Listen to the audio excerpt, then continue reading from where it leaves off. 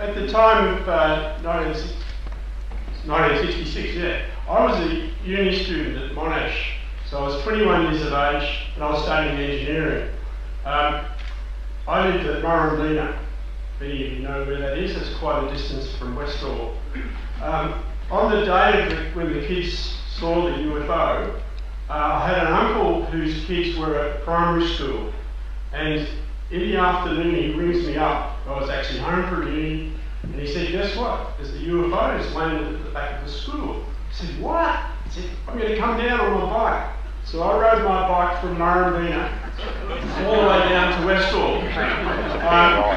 I met my uncle at the back of the school, and then my memory of what happened there, what the area was like, is nothing like what it is today. So I find it very hard when I go into the Grange. I just can't relate the area. Anyway, I just remember this huge paddock of high grass, about 2 foot high, and I'm pushing my bike through on a path through this paddock where the kids had obviously used to run through.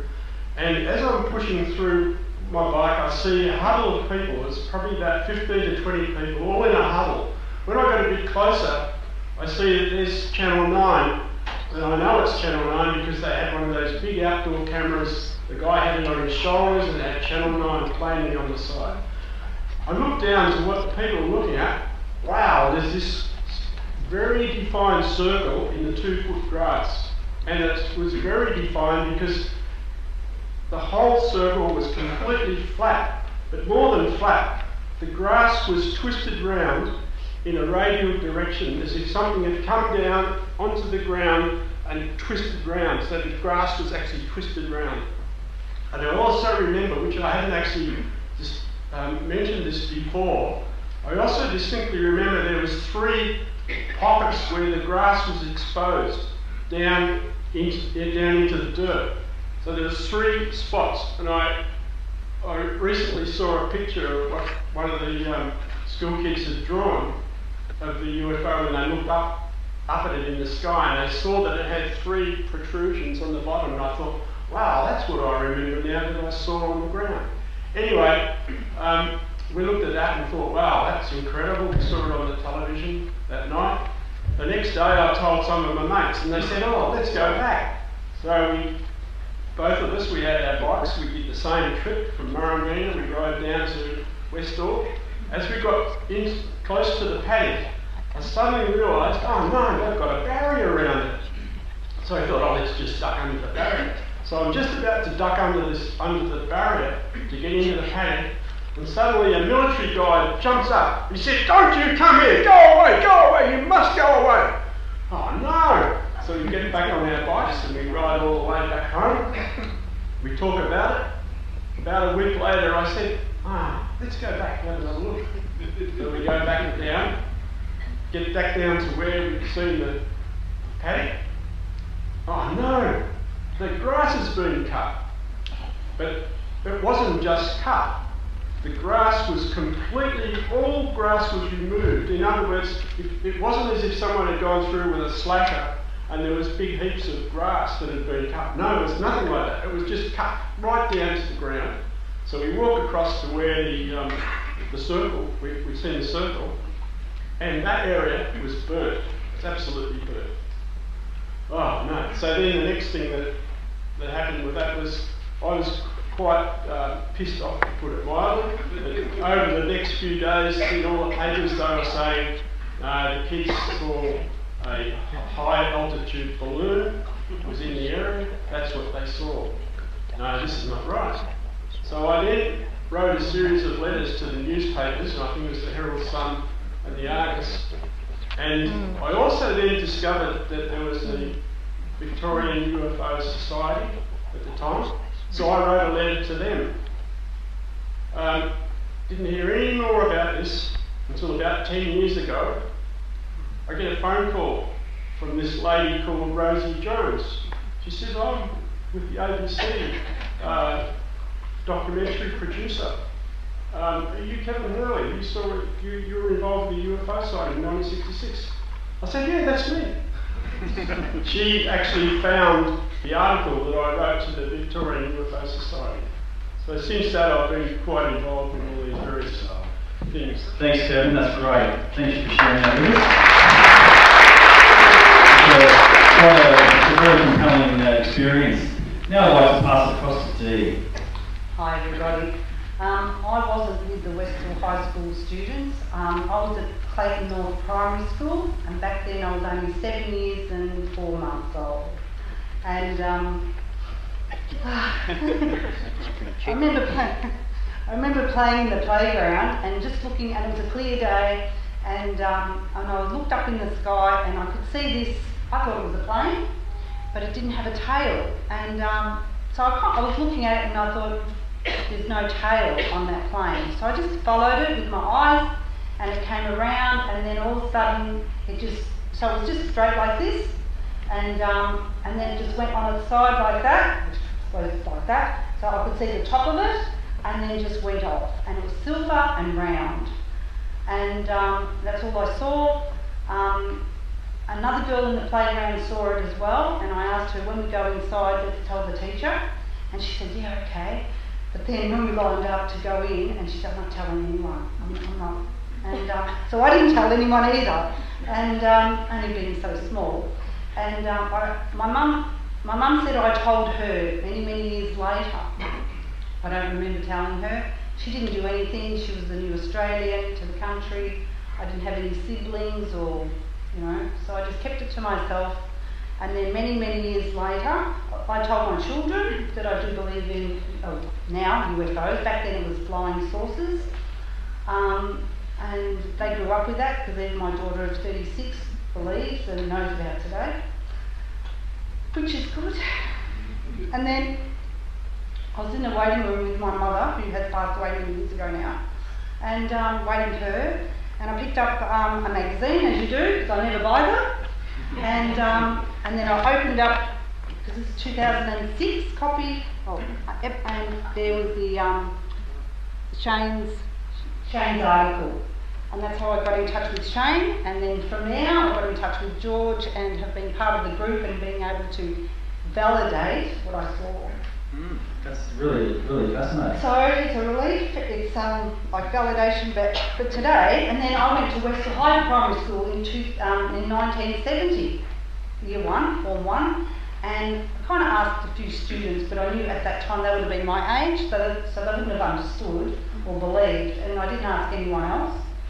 And so I left it there, but I knew what I saw. I've always maintained that, and until and then this validated my belief, what I saw, and today for 20 years I've been driving to my work, and I go up Westall Road, and there's a Grange sign, Westall High School sign, and sometimes I see the kids in uniform.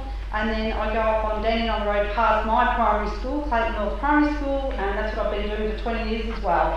Wow. So, yeah, that's been no worries. I'm pleased to be here. Thank you very much. Especially for someone who was so young at that time too. It's even probably takes it to a special level being so much younger. Yeah. So that's great. So I'd like to give Terry the opportunity now to share her experience as well. Thank you, Terry. Hi everybody, and I'd like to say thank you for coming. I was quite gobsmacked when I turned up today because I actually wasn't going to come myself. And I thought, no, I will go along, and I realise now that I'm quite privileged to have actually witnessed such a phenomenon. I was a Westall High School student. I'd like to be able to say I was about 4 at the time, but I wasn't. I was about 11. And on the day it happened, I was playing cricket out on the field, and quite a few of us noticed these 3 discs up in the sky, like round silver discs. And of course everybody stopped and we were all pointing at it, and then Mr. Greenwood was the first teacher that came out onto the oval. So he witnessed it as well, and then one of them appeared to go down above the Grange, that's where we used to go and play our sports, our cross-country runs. And I was always a bit of a daredevil at school, so I ran for the fence in the corner and jumped over. And as you would have seen in the documentary, I did arrive at this area where it had landed, just as it was starting to take off. So I was actually quite close to it, probably, I believe, about 3 or 4 metres away from it. And my memory, your memory does fade a little bit over the years, but from what I remember, it was a round silver disc like everyone else has described. It had lights underneath it. It was throwing off a light sort of a humming noise, and I could feel some heat coming off it. So it just appeared to sort of rise up above the ground fairly slowly, and then it turned on its side and it just went bang, that's it, disappeared almost. It went up and joined the other two and they just disappeared literally. Did they fly away or did they just disappear? They seemed to go straight up, so they just disappeared. It was so fast. So quick. So I believe, it's my belief, that it definitely was something from somewhere else. I don't believe it was anything from Earth. It was just so, they wouldn't have had anything that could move that fast. So all that business about weather balloons and all the other things that they came up with was just rubbish. And we were definitely all told not to talk about it, which I think I went home and told Mum, and she just thought I was being ridiculous and just forgot about it. But it definitely was covered up. We were all threatened not to talk about it. The news crews were all outside the school. I didn't talk to anyone on the news. I just went straight home and told Mum. So that's about my story. I'm just budding. What about the follow-up the next day? Oh yes, well actually I did leave one bit out. When I arrived at the scene where it was just taking off, there were two other girls. One was Tanya, and she appeared to be fainted to me. She was on the ground, she was quite hysterical, and an ambulance arrived at the school and took her away. Now I was friends with Tanya, she was a migrant, and they didn't speak a lot of English, but I used to call into her house. We were quite good friends, and I did go to visit her the day after and was just all locked up, and I was told she'd gone, she'd moved, and they knew nothing about it. So that was all covered up as well for some reason. That's incredible. It almost takes it to, I don't know, invasion of the body snatchers or something. Yes. People just disappearing, and it's really quite, it's quite disturbing, isn't it? It was disturbing, and I think her family were really worried about it. Yeah. So they just didn't want to have any publicity, and no. I don't know, there might have been illegal migrants, I don't know. Absolutely. Just think about that in your own point of view, your own family. If something like that happened in your own house, it's incredible. I know Jackie Argent. She has released statements. It was actually on the video, and she was very, very concerned about, and even to this day, she does speak of that. Yeah. Sure. Yeah. So on that note, I will now pass it over. Thank you very much, Terry.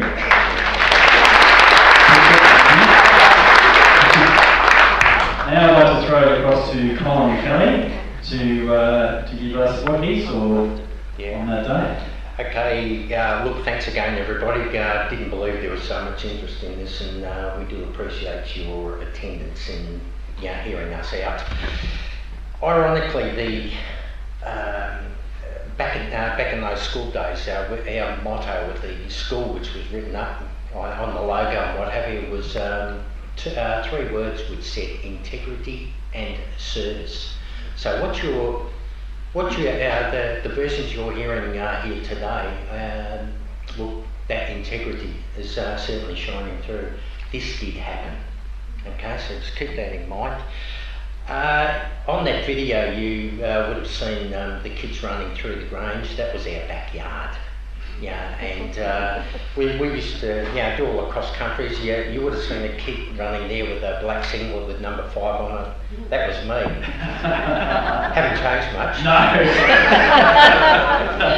So Can I just say, Yeah, sure. sorry, go. can I just say, when I got to Westall High, naughty things happened. They did with us too. They were happening in '66 too, I can. You sure Look, my day, I still, quite remember this very vividly. I was out on the oval at the time, similar to Teresa here, and Terry. I knew I was going to get that reaction. Yeah, back me up, Joy. Okay. Yeah. I was out on the oval with a guy by the name of Gary Robertson. We were, standing side by side, and I actually did hear. So we were just talking, and I did hear something. It was like a light whooshing sound, and this is probably something that's hasn't been spoken about lately. The actual noise and the sound. that was relayed. I haven't heard that very much, and that's probably something we need to have a look at. But I heard a slight whooshing sound which attracted my attention. I looked over to over where the power lines and things are, and I saw and once again I've heard conjecture of one UFO, I've heard three. I can tell you there were three. Okay, so that is a definite. There was one slightly larger than the other two that were flanking it. We sat there and watched it. I was probably one of the we were probably two of the first people who actually did see that, and look, they were just up there hovering, and there was just a very slight buzz that you could hear from the craft themselves, and obviously the discussion, the bell went, and all of a sudden people just flocked out onto the oval and just started beelining for the back fence. I was, Gary Robertson and I were just about to bolt, and about 15 yards away from us there was a teacher by the name of David McKay, and he just looked at us, pointed out to us, and he said, "You two are going nowhere, stay." And like little puppy dogs, we stayed. But we had a pretty good view of everything, of what was going on. And in the statements that I've actually made, when the craft actually went over the back to over the pine trees of the Grange, I have never said that I saw it land, and I didn't. I saw it disappear over the back of the pine trees. Short time later, it came back, and it was something that enlightened me off that show that we've just seen, was a statement that Victor Zakrusny had made. And when they asked him, they said there were two over on the side. I initially, and I've got to plead guilty to this, I actually questioned Victor's assumption of the thing, but just seeing that prompted something that I never considered. I saw one go over the backyard towards the Grange. What happened to the other two? So I've got to recalculate my thoughts on what Victor's assumption was. Look, we were all in different places at the time. I know what I saw. Victor was probably in a different position to what I was. He saw something else. I've got to accept that. Yeah, I think that's why the confusion's out there about was there 1, 2 or 3 discs, because people are all over the place, and people saw 1, 2 or 3 discs or no discs. Yeah. So so that's I like it that we sort of said here today that categorically there was 3 discs, and I didn't even know that the one was larger than the other 2. Yeah. So that's was that the boss? Look, you asked us how big were they? Well, I've heard everything from 8 metres to 14 metres, whatever. We were at school to learn our mathematics, and we've got to calculate the hypotenuse of from where we were standing to where the power lines were, and work out A plus B equals C and what have you. That's while we were at school. Hard to say. Look, if you were to ask me from where I was standing, I would have said about 12 metres in the width of it, but I could be wrong. Yeah, it's hard to judge something over distance, both height and its actual size. It's not an easy thing to do. I saw it much lower than that, and I don't think it was 12 metres, I think it was about 6 metres. About 6 metres. If you've been to the playground and you've seen a recreated beautiful little UFO that's lighting it up tonight, does that seem like the size? The circle on the ground would have given it away. You saw the circle quite close. Kevin, what's your thoughts? What do you think size-wise? At the time I thought it was bigger than a car. Yeah. Bigger than a car. Could have been car and a half size. That's what I thought too. Yeah. Because they were very visible to the naked eye. Yeah. Very visible to the naked eye. Yeah. All right, we'll keep it moving. Okay. Yeah. No, I'll just keep going. Well, and I'll pedal. Look, I eventually did get down the Grange later on. I actually, when I went home, I asked my mother, and my mother's still alive, and I've asked her a few questions about this in the last few days, and she actually, I I said, did you ever remember me coming home and saying, with that? And she said, I could hear you from the end of the street. So I said, did you believe me? And she said, yes, I did. So she believed me, but she actually, something she did say to me, even as late as yesterday, was that the popular rumour going around Clayton at the time that was an American experimentation going on. Now, she had never ever said that to me, and I never prompted that from her. So it's interesting. Look, other things have happened. We can talk later, but go for it, Joy. Okay, I'll pass across to Joy. Thank you very much, Tom.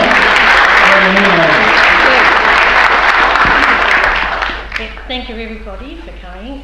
Suzanne and I have a similar story, so Susie sort of asked me to talk for her as well as myself. We were both in science at the time when the kid ran in, flung the door open, screaming about the flying saucers in the sky, and of course we all just looked at each other and burst into laughter. And Mr. Greenway said, come on, it's nearly the end of the period, so we'll go. So we all bolted out, down through the hallway, out past the toilets, out onto the oval, and down towards the back of the oval where all the kids were milling around. And yes, there were flying saucers in the sky. Now Suzanne and I both have been back on numerous occasions and stood in where we thought we were standing and looked and tried to, because we always felt that one was slightly bigger than the other two. Whether it was a perception of distance or whatever, but one appeared, especially when it was up, because we saw them in the sky and then they disappeared over the back of the Grange. Yeah. Now Suzanne and I both hadn't agreed that we think that one was maybe slightly forward when it came back up, so it gave the perception of being bigger than the other two. Yeah. Right now, I don't remember any of the noise that was going on, because it took me because what I was looking at, the perception of what I was looking at was something that I'd never seen before. So it took a while for it to, I wanted to try and absorb every little detail that I possibly could about what I was actually looking at, because I'd never seen anything like that before. And then my most vividest memory after it, when they disappeared, because they did, yes, and the aircraft came, buzzed them, the big one came up and it just went straight up in the air, like turned on the side, and as it turned on the side, the sun hit the bottom of the disc and it just went, and the other two just went, and they were gone. No, that's exactly, it was like, it was so quick. Yeah. And then the army came very quickly. I have a very strong recollection of the army coming across the road at the Hume Pipes and getting out of the jeeps and whatever. Remember that very vividly. Also, I got interviewed by Channel 9 that night. It was on the news. And I got detention as well. And, but my elder sister was there too, but she was around the other side of the school. She took me down. She said, we're going down to see. She said, I haven't seen it, but we're going down. Yeah. And we went down to the circle, and we just crossed the road. It was a dirt road between the primary school and the Grange. And we went in, and she can remember as clear as a bell too, the grass all flattened, but we did get frightened because there were army people and that in there. So she said, come on, we've got to go. But it was funny talking about Paul Dean. I actually got interviewed at home twice. They came to our house twice. Paul Norman, sorry. Paul. It's all right, I'm a senior. Paul Norman came to the house twice. Now, we didn't even have the telephone on in those days, so I have no idea how they got our address or whatever. But he came to the house and we sat around the table, and I had to draw photos, and my sister told them what she'd seen and whatever else. So, and then my father at the time was working at government aircraft factories, and he was making Jindavics and Mirages and whatever else, and he was working down at Avalon quite a lot from Springvale, so he used to travel every day down there. And he came home.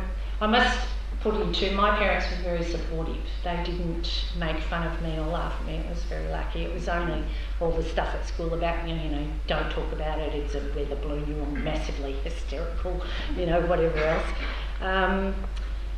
Dad came home from work, it was about a month later, and said there's to be no more talk of the UFO. Now, unfortunately my dad's passed, so I can't ask him whether he was just being a protective parent or he'd been told from his end to, put a hush-hush on, or just to put it down. But my personal belief is that what I saw was something out of this world. I've never seen anything since. I wish I would, because it was the most exciting thing that's ever happened to me in my life.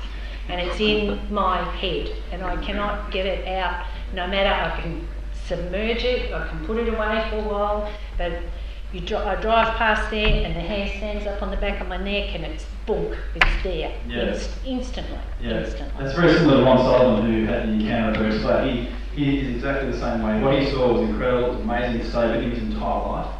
And obviously that's the case for everybody sitting here and people in the audience who've had their own experience. Yeah, like I said, Susanne and I have been back there quite a few times and just sort of tried to, what do you think? Do you think it was over there, was it close or further? Just to sort of try and get in perhaps a bit of perspective of whether there were two smaller ones or whether it was just a distance or whatever. I just want to ask you a quick question. How many of you saw the aircraft? The Cessnas up there? So a lot of people saw that? Yeah. Okay. Did you have anything else to add, Joy? No, it's just to say, I just say to people, I don't have an issue. I've had issues over the years with being criticised when it started to come out, how drunk were you, how drugged were you, I was 12 and a half, for God's sake. I was at school, you stepped over the line, you got whack, there was none of this, who do you think you are business. Yeah. No, it didn't work that way. And I had an argument with a young fella, he said, no, it wouldn't happen, couldn't happen, And I said, look, I have one question for you, Luke. He said, what's that? I said, well, were you there? And he said, no. And I said, well, I was. End of story. Yeah. Thank you very much for that.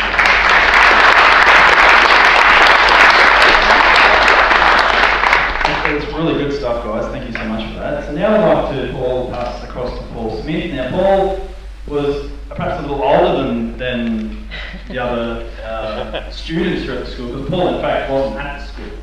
He was working hard in the field next door, getting things ready for market. And he was about 16 years old. I was 16. 16. So he's a little bit older. And I've interviewed Paul before, and I very much enjoy his experience. So I'd like to pass across to you, Paul. Okay, no worries. I was 16 years old, and wasn't expecting anything. That it was supposed to be just a normal day loading up for market. But about between 11 and 11:30, I just happened to look up, and it was just there in front of me. There was an opening between the trees, the pine trees in grade, and the land, which was a lot lower. The trees were a lot lower over there, and there was an opening, and it was just sitting there, about 20 feet above the ground, not far at all. But I heard no sound from it. It was just glowing.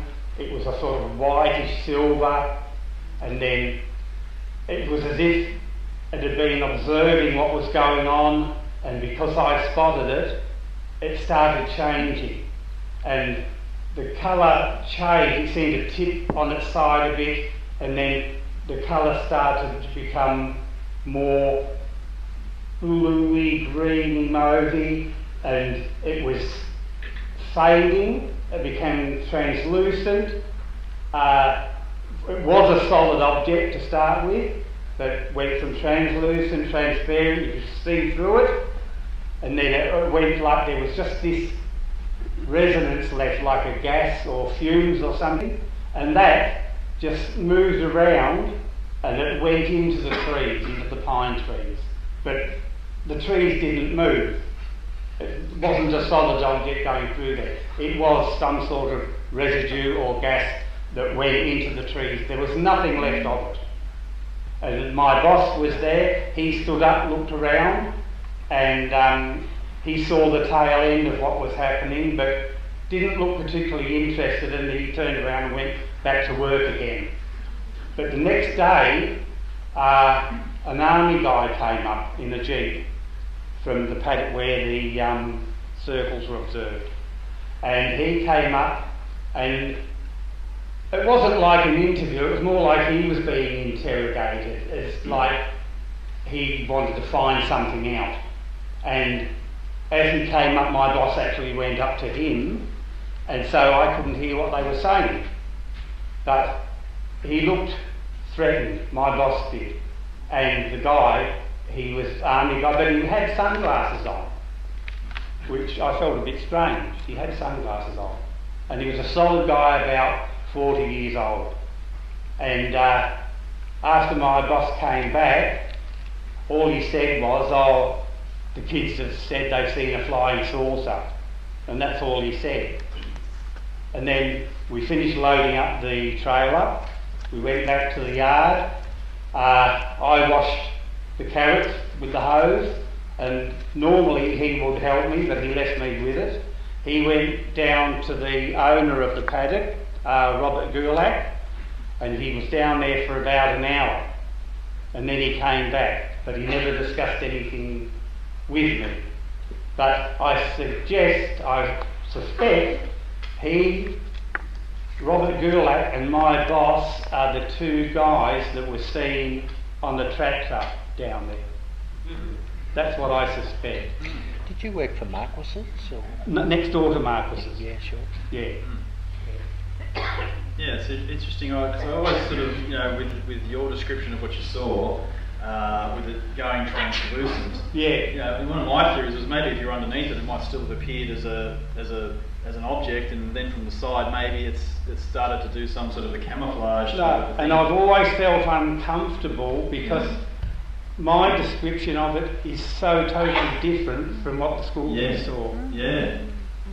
Yeah, that's an interesting point. I think the phenomenon can throw us many things to puzzle about. Yeah. And I think that is one of the key. But I didn't feel threatened by it. No. It's something that just happened, and there was nothing I could do about it, and I don't feel that I was harmed by it, and I don't feel uncomfortable going. I take my grandchildren to the Grange, they climb in the UFO and they have a ball down there. Yes. And I don't feel uncomfortable there. No. And even as a child when I used to go over there, it was a bit eerie because the trees at that time, the branches all touched the ground. It was this high with pine needles, and you run through there and bounce on them. Yeah. It was so different. I tell you what, if you've not been to the Grange, you must go.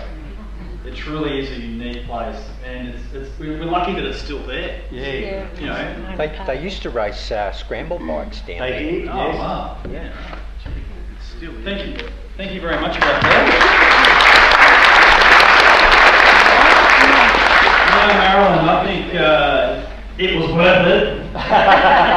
Should really be on a T-shirt somewhere. It's just one of those statements that always brings a smile to my face every time I see it. So we'll be very interested to hear your perspective. It was worth it, absolutely. Thanks everybody for coming. I haven't been to any of the reunions over the years because of my work commitments, and I'm just gobsmacked at the interest. It's just amazing. My story sort of runs along the same lines as Joy and Terry, that I was in class at the time, as you saw on the documentary, and this person just ran into the classroom, not one of a person from our class, threw herself against the door and said, "There's a flying saucer in the oval." And everybody jumped up and went to run out, and the teacher said, "Sit down, it's not break time yet." A few minutes later, the bell went off, and we just bolted, out into the oval and saw this. I only saw one flying saucer, and it appeared to was lifting off the oval, and then it just sort of hovered. And I remember, and I hadn't sort of recalled this, but people talking about sound. There was a humming sound, I remember distinctly. And it just took off. It didn't really disappear, but it just sort of went into the distance. My girlfriend and I ran to the end of the oval and climbed the fence and sat there, and we could see it in the distance, sort of going below the horizon and rising up again. We just cried. We were terrified. We thought it was the end of the world. Seriously scary stuff. But from that day, I believed that there was something out there. And I truly believe that, that hopefully in my lifetime, that it's proven to be true. because I truly believe. And I don't talk about, seeing a UFO to people. Occasionally it'll come up and it creates a huge amount of interest. But, I know people are sceptical, but I know what I saw. And I'm going to change my mind. And I too have taken my grandchildren to the Grange, my daughters also, because, it's sort of like probably the only monument there'll ever be. It's neat that my picture's there. And the UFO. Thanks, everybody. Thank you very much. 10 minutes or so? Yeah, cool. So we're sort of on schedule there. So, does anyone remember who the boy was who came running in? Because I've not heard his name, or there's just a boy. Just the boy. A boy appeared. I was outside already. You were outside already. Yeah. I thought he might have been out there playing sport and he came rushing in, perhaps. Maybe. Maybe. Yeah, could have. Well, that's probably was someone that was out. Someone who had to have been out there. I can't recall anyone leaving the scene from where I was, and I was out there. And you were, so there you go, that's right. The teacher said. Unless they were in another classroom and seen it out the window or something. I don't know. Possible. Yeah, but as you see, once something Yep. out there, the genie's out of the bottle, everybody's going to go running. Yeah. And I'm sure Andrew agreed with once he said, well, let's go have a look. I regret that decision. So, that's interesting. And it's interesting, when we talk about the sound of the UFO, because you talk about it, it's a soft humming, or was there a wind blowing at the time? I can't recall wind. No? It was just like a low drone sound. Yeah. From it. I did, I heard the whoosh, that came across from when it first came over, and that's what attracted my attention. Yeah. So, and when it disappeared, Yeah. What I love about this is that there's a lot of cooperation here. In the way that you guys are describing the objects, the travelling like this, turning like that. It kind of also corroborates the Deep Dean or the Baldwin photo, where that thing is also on the side as well. Not entirely the same object if you've seen that photo. Yeah, I can assure you, no collusion. I haven't seen these guys for 50 years. That's right. Yeah, that's right. So, so that's... still as gorgeous as ever. That's what you told me 50 years ago. What happened? So what I'm curious about too also is, you guys left the schoolyard, or some of you left the schoolyard, 66, they were pretty authoritarian back then. That's a pretty major misdemeanor, I would have thought, to have jumped the fence and, Paul says you guys were hesitating over by the things whether you're going to run over there or not. So... If you knew Frank Sambleby, who was the principal, he was an extreme disciplinarian. Yeah. And obviously you've heard the stories of detention. That's what I was threatened with detention. That's why I stayed exactly where I was. Yeah. It's very interesting. Later in the day, we've been called in to sort of, and they tried to restore some stability back into the school. That was not going to happen. We were all in our groups and we were yak, and I think they gave up in the end. And I'd be interested to hear, the stories of the next day. Because it's spoken of the guys in the suits that came to school. That happened. That did happen. Really happened. These guys turned up in suits to the school the next day, and started. Did they target particular people, or they go into the classrooms? They collectively got us. We're in an assembly, and they effectively tried to deflate what we'd actually seen, and virtually say, look, you forget that what you've actually seen. This has not happened. It's very interesting, and I remember Shane saying something to me, and I do remember it. It was just before Easter, and we had school holidays tacked onto that, and I think they hoped that, given that time span, that we'd come back to school and just settle back down. Were these Australians?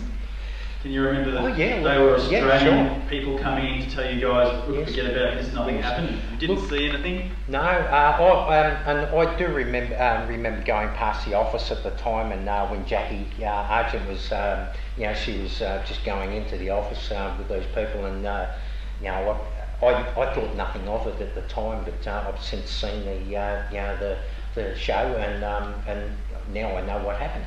And also the Tanya story. I actually I did come past the ambulance. Ambulance was parked in the right up the back near the canteen beside Sykes's house. Now the back was facing the school, not from the roadside where the like any outsiders could see it. And I actually saw Tanya in the back of the ambulance. Somebody asked me. They said, "You sure it was a girl?" Two things I was interested in.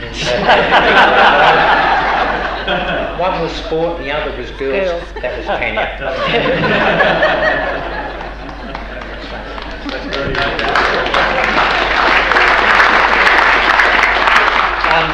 Probably another thing. Look, I'm sorry I'm stealing the floor from you. You get the conjecture from people trying to discount you, and and as Joy said, what were you on at the time? Yes, we were the age that we were, and given the disciplinarian of the area, we were 12 and a half, 13 years old. And somebody asked me the other day. They said, "Are you religious?" And things. No, nobody had ever said that to me before. In regard to this, look, I'm not atheist, but considering what we've actually seen there, I'm convinced something's out there. So religion, I suppose, as I said, I'm not an atheist. No. Something's got to be out there. No, that's right. Yeah, Exactly. So the next day, and you guys are obviously back in class again. Did any of the teaching staff at that point ever mention it again in any way, shape or form? None of the teaching staff said another word about it. No, not that I recall. No. And the other thing too about the being interviewed by Channel 9, Yep. it was outside the school yards, and we did get detention for that, but in my mind that was outside the school yard, so it sort of didn't count. So I thought that was a bit Me too. Because bad that they actually gave us detention for that. That's right. It wasn't in the school grounds. because I remember when I was talking and the man in blue, and I assumed it was a policeman. I think, that's what I saw of the uniform. And he put his hand on my left shoulder and he said to me, "Now stop talking and you go back inside the school grounds." And then he turned his back on me and said to the man who was filming and the reporter, "And you stop talking and stop filming and you go away." And we did. You're right. We were definitely outside the school ground. Can I just say something? They actually put that on the air that night on That's Channel 9 right, News, and it was Eric Pearce introduced the news. I saw that news segment, and I remember the interview being cut off. That's interesting. That's how they put it to me.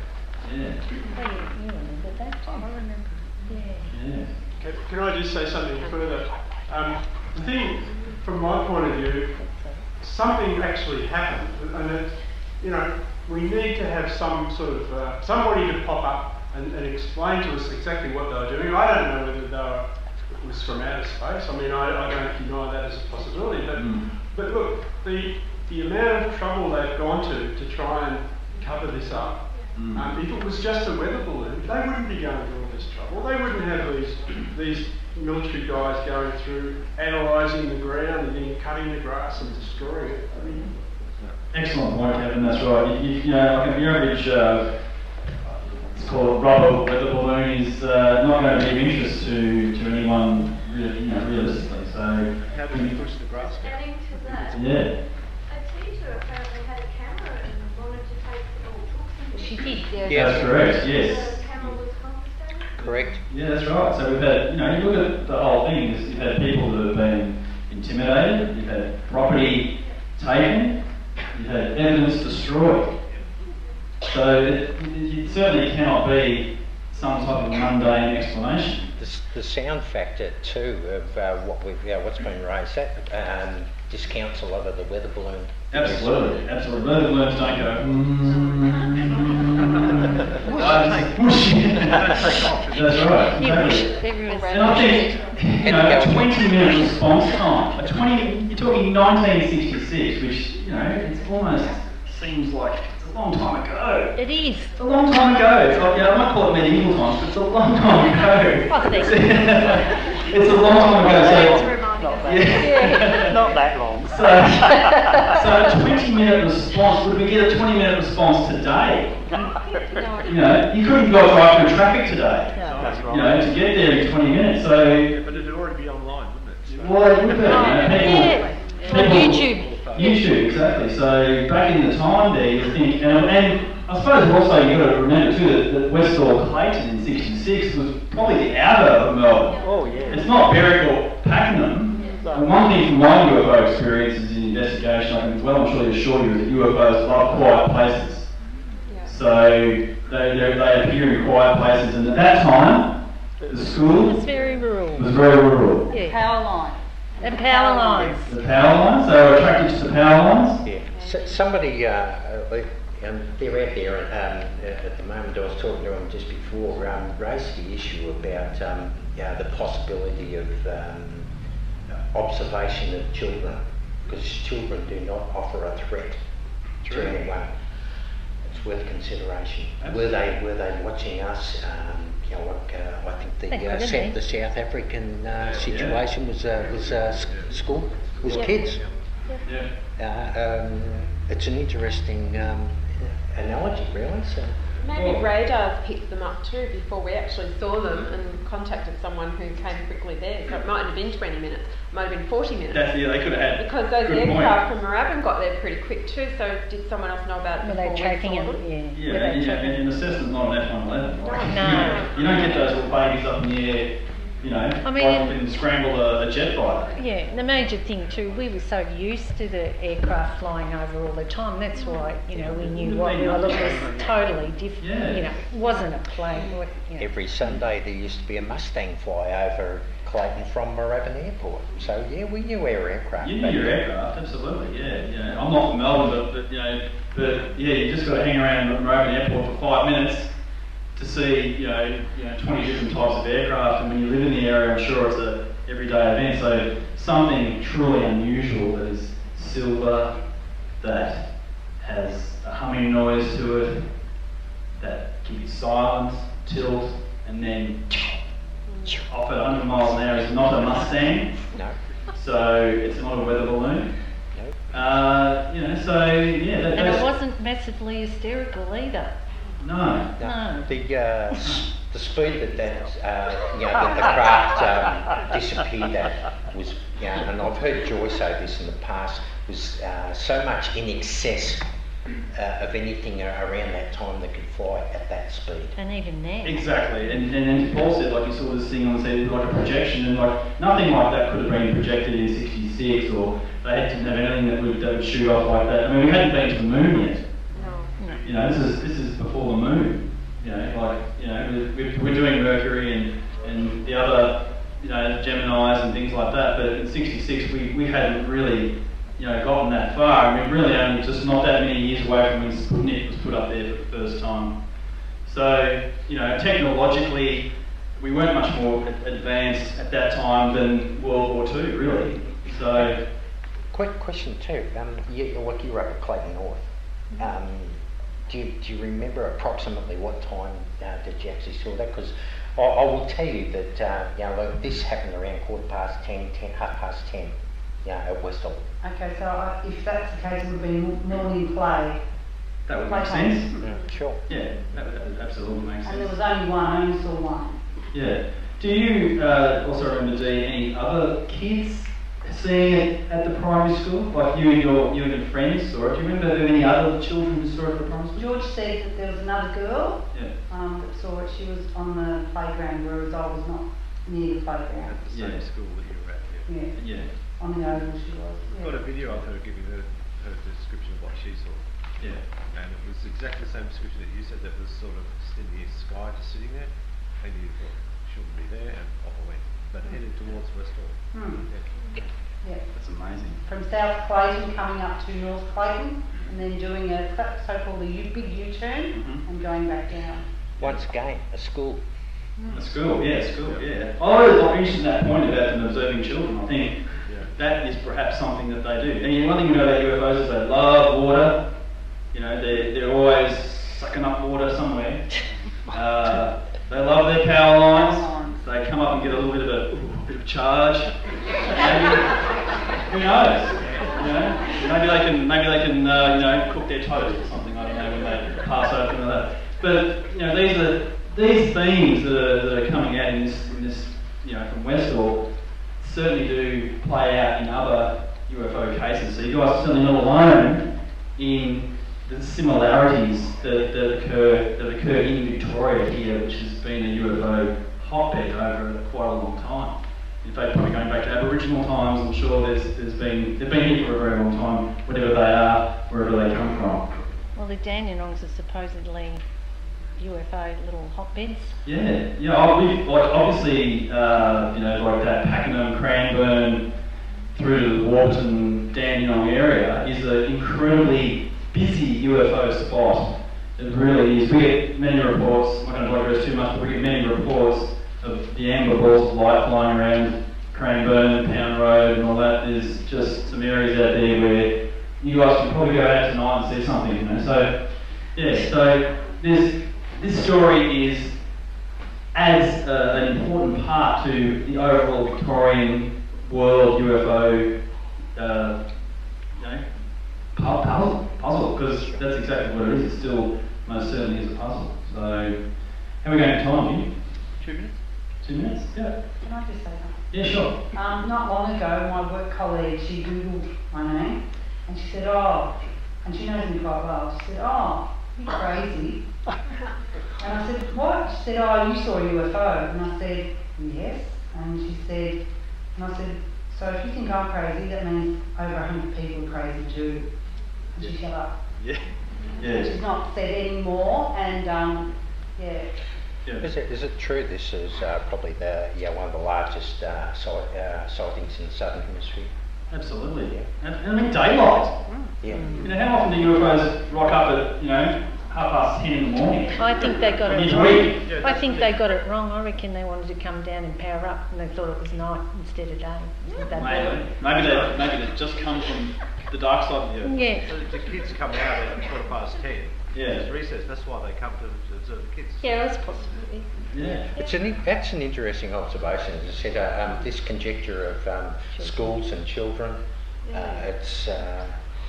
I think it's opened up a What do you door think, for us. Jules? Possibly they probably know your children, you're not armed, are you? Yeah. No, We're that's right. on no threat. Yeah. Children aren't packing AK-47 on here, not.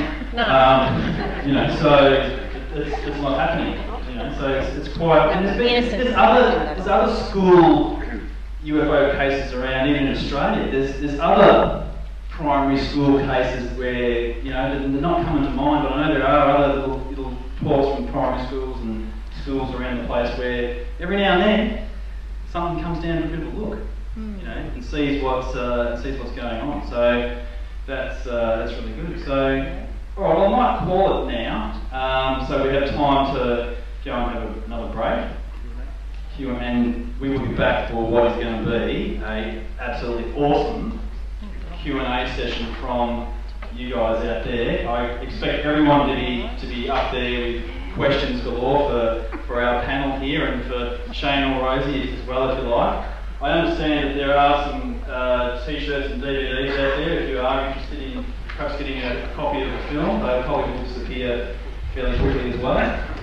So, what's the time for break? 20 minutes. So we've now got 20 minutes. Yes. And thank you very much.